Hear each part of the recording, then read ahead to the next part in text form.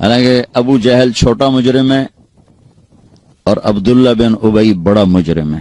ابو جہل جحیم میں ہے اور عبداللہ بن ابی حاویہ میں ہے. حاویہ سب سے نیچے ہے, حاویہ کے اوپر جحیم ہے. حاویہ منافقوں کے لیے, اس میں عبداللہ ہے, اور جحیم مشرکین کے لیے, اس میں ابو جہل ہے. وہ ابو جہل سے بڑا اسلام کا دشمن تھا, یوں لگ, چونکہ اس نے اپنے آپ کو مسلمان کہا, ایسے لگا کے رکھا. ایک دن ان کے بیٹے عبداللہ, ان کا نام بھی عبداللہ تھا, اللہ کے نبی پانی پی رہے تھے, یا رسول اللہ تھوڑا پانی تو بچا دیں. کہنے لگے کیا کرو گے؟ کہ اپنے باپ کو پلاتا ہوں, شاید اس کے اندر ایمان چلا جائے. تو آپ نے دے دیا. وہ گیا گھر کا, ابا یہ پانی تو پی لے. تو کیا ہے یہ؟ کہ یہ اللہ کے نبی کا جھوٹا ہے, پی لے شاید تیرے اندر ایمان آ جائے. تو آگے کم وقت کہنے لگا جا وہاں پیشاب لے کے آ, وہ پی لوں گا, یہ نہیں پیوں گا. پیشاب لے کے آ, وہ پی لوں گا, یہ نہیں پیوں گا. تو ان کو اتنا غصہ چڑھا, وہ گیا یا رسول اللہ مجھے اجازت دے, میں اس منافق کی گردن اڑا دوں, بیٹا ہو کر میں اس منافق کی گردن اڑا دوں. کہ عبداللہ تیرا باپ ہے, قدر کر, قدر کر. میں نہیں چاہتا لوگ کہیں محمد اپنے ساتھیوں کو قتل کراتا ہے, جاؤ اس کی خدمت کرو, تیرا باپ. جنازہ پڑھا, اپنا کرتا اتار کے کفن کے طور پر دیا, اور اس کو قبر میں اتار چکے تھے. آپ دیر ہو گئے, آپ ذرا دیر سے پہنچے, اس کو دوبارہ قبر سے باہر نکلوایا, اس کے منہ میں اپنا لعاب ڈالا کہ شاید بخشش ہو جائے. اس منظر کو دیکھ کر 100 منافقوں نے کلمہ پڑھا. تو بھائیو میں آپ کی منت کرتا ہوں کہ یہاں آپ امت بن کے رہو, مسلم بن کے رہو. جو تمہارا عقیدہ ہے, جو تمہاری سوچ ہے, اس کو گلے سے لگا کے رکھو, لیکن دوسروں کو احترام دو, عزت دو, سب کو اپنا پسند. سارے ہم نے تو غیروں کو اپنا بنانا تھا, ہم نے اپنوں کو غیر بنائے تھے. تو کتنی بڑی ظلم و زیادتی کی بات. جس کے دل میں ذرہ کے برابر بھی ایمان اٹکا رہ گیا, ایک دن جنت میں جائے گا. چونکہ ایک دفعہ ایسا ہوگا کہ جہنمی لوگ مسلمانوں کو کہیں گے کہ تم بھی دوزخ میں, ہم بھی دوزخ میں, تمہارے ایمان کا کیا فائدہ؟ تو اللہ تعالیٰ اس پر فرمائیں گے کہ جس نے زندگی بھر میں ایک دفعہ لا الہ الا اللہ کہا, اسے جنت میں ڈال دو. جس نے زندگی بھر میں ایک دفعہ خالی میرا نام لیا ہے, اس کو بھی جنت میں ڈال دو. پتہ نہیں اللہ تعالیٰ کس کو کس بات پہ خوش ہو کہ اللہ اس کو جنت دے دے, ہمیں کیا, اور کس بات پہ ناراض ہو کہ اللہ ہماری پکڑ فرما دے, کوئی خبر ہے؟ اللہ کے نبی نے فرمایا بنی اسرائیل میں 2 بھائی تھے, ایک نیک تھا, ایک گناہگار تھا. تو نیک کہتا تو بہت گندا ہے, وہ کہتا یار مجھے اللہ پہ چھوڑ. وہ روز اس کو تو بڑا گندا ہے, وہ کہتا یار مجھے اللہ پہ چھوڑ. تو ایک دن کہنے لگا تیری بخشش نہیں ہو سکتی, اللہ کی قسم اٹھا لی. وہ دونوں مر گئے. تو اللہ نے وہ اس عابد سے کہا تو نے اتنی بڑی قسم کیوں اٹھائی کہ اس کی بخشش نہیں ہو سکتی؟ تو ٹھیکیدار, چل بے تو جا جنت میں.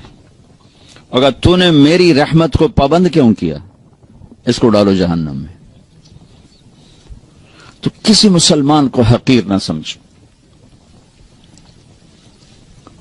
سب کو عزت دو. ہمارا کام تو گلے لگانا ہے نہ کہ نفرت کرنا. مثلا ایک آدمی آپ کے نزدیک غلط ہے تو وہ سمجھو وہ مریض ہے, تو مریض کا علاج ہوتا ہے کہ مریض کو ہسپتال سے نکالا جاتا. وینا ملک ہمارے انڈسٹری میں وہ لڑکی جس نے بالکل کپڑے اتار دیا, ننگی ہو کے آ گئی. بر صغیر میں کسی ہندو لڑکی نے بھی یہ یہاں تک سٹیپ نہیں اٹھایا کہ وہ بالکل ننگی سکرین پہ آ جائے. وہ لڑکی تھی جو ننگی ہو کے سکرین پہ آ گئی انڈیا میں. تو میں 1 جنوری کو پہنچا تیونس سے دبئی, تو مجھے کسی نے کہا کہ وینا ملک کی شادی ہو گئی. میں نے کہا یار میری ملاقات کراؤ. انہوں نے کہا آپ اس سے ملیں گے. میں نے کہا کیوں نہیں, اللہ کے نبی کی امتی ہے, پتہ نہیں کب اللہ دل بدل دے. تو اس کو پیغام بھیجا, اس نے معذرت کر لی, کہا نہیں میں نہیں آتی. میں نے کہا چلو مجھے اجازت دو میں آ جاؤں. تو اس نے کہا وہ آنا چاہتے ہیں تو آ جائیں. میرے ساتھ جواد وسیم تھے, وہ ٹی وی میں کام کرتے ہیں, माशाल्लाह तबलीग में बहुत काम किया उन्होंने। मैं उनको साथ लिया और उसके घर चला गया। उसने एक नौजवान था, असद पठान था, उससे उन्होंने शादी की थी। तो मैंने उसे कहा, बेटी आपको शादी मुबारक, अल्लाह आपका घर आबाद करे, अच्छी बीवी बनाए, अच्छी मां बनाए। आपके लिए हमेशा दुआ की है। जब भी आपकी खबरें छपती थीं बदनामी की, तो मैं आपके लिए दुआ किया करता था और तमन्ना करता था कि मेरी आपकी कभी मुलाकात हो जाए। तो वो रो पड़ी, उसकी आंखों में आंसू आ गए। मुझे नहीं समझ में आया कि वो किस बात पे उसके आंसू निकले हैं। हम उठ के आ गए। फिर मैं चला गया जबूती से वापस आया तो फिर मेरा 2 दिन का स्टे था और यमन जाना था।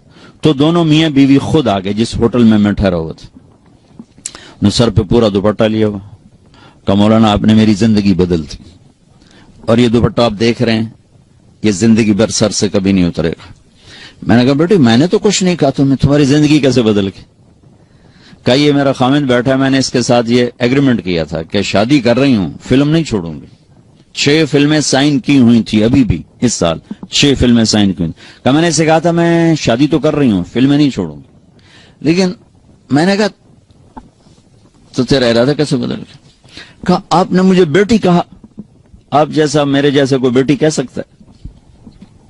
मुझे तो मां बाप बेटी कहने को तैयार नहीं, तो आपने मुझे बेटी कहा, मुझे इज्जत दी, मेरा दिल पिघल गया।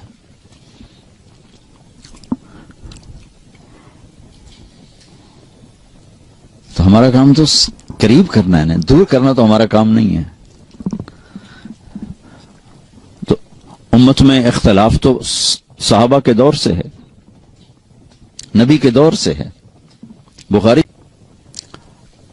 देखो, मैं वहां चूंकि सारी तिजारत दुनिया में उधार पे चली गई है, तो वहां फैसलाबाद का एक बाजार है, सूतर मंडी, जहां अरबों के कारोबार रोजाना होते, तो रोजाना सिर पाट रैन, गरेबान पाट रैन, तेरी मां थे, तेरी फलानी थे, तेरी फलानी। तो मैंने एक दफा उनको जमा किया, मैं कहा देखो भाई, या उधार देना छोड़ दो, तुम्हारा ज़र्फ नहीं है तो उधार देना बंद कर दो। अगर उधार देना है तो फिर ये गालियां देना छोड़ दो, वरना तुम्हारा घाटा ज्यादा है।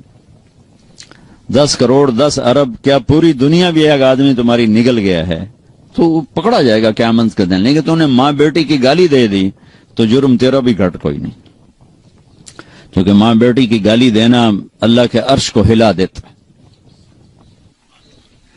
तो भाइयों आपसे गुजारिश है, अच्छे अखलाक के साथ यहां जिंदगी गुजारो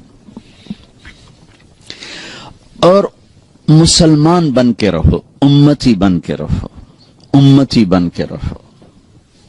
फिरकावारियत का शिकार ना हो, तासुब का शिकार ना हो, नफरतों का शिकार ना बनो, मुस्लिम बन के रहो। हुवा सम्माकुमुल मुस्लिमीन मिन क़ब्ल, अल्लाह ने हमें कुरान में कहा कि मैंने तुम्हारा नाम मुसलमान रखा है। अपने आप को मुसलमान बना के रखो। पूरी दुनिया फिरा हूं, जो फिरकावारियत की आग पाकिस्तान में है कहीं नहीं देखी, और हिंदुस्तान उसके साथ मतलब एक ही टुकड़ा है। बांग्लादेश में भी इतने, लेकिन हिंदुस्तान पाकिस्तान में नफरत की इंतहा है। तो आप लोगों की रूट्स चूंकि वहीं से हैं, तो मैं आपके सामने हाथ जोड़ता हूं कि बतौर मुस्लिम जिंदगी गुजारो, बस सबको गले से लगाना सीखो। मेरे नबी ने तो मुनाफिकों को भी गले से लगाया कि अपने आप से दूर नहीं होने दिया। हालांकि आप तो अंदर देख रहे थे कि ये सब मुनाफिक, लेकिन अपनी मजलिस से किसी को नहीं उठाया कि तू मुनाफिक है, उठ जा मेरी मजलिस से। किसी को बताया नहीं सिवाय हजरत हुजैफा की, वो भी इसलिए बताया कि कल को कोई नुकसान होने लगे तो एक आदमी को पता हो कि भाई ये आदमी ठीक नहीं, किसी को खबर नहीं दी। एक मुनाफिक सरदार थे जैद, वो आकर कहने लगे या रसूल अल्लाह, ईमान यहां है, कुफर यहां है, ईमान लाता हूं, मेरे लिए दुआ कर दे।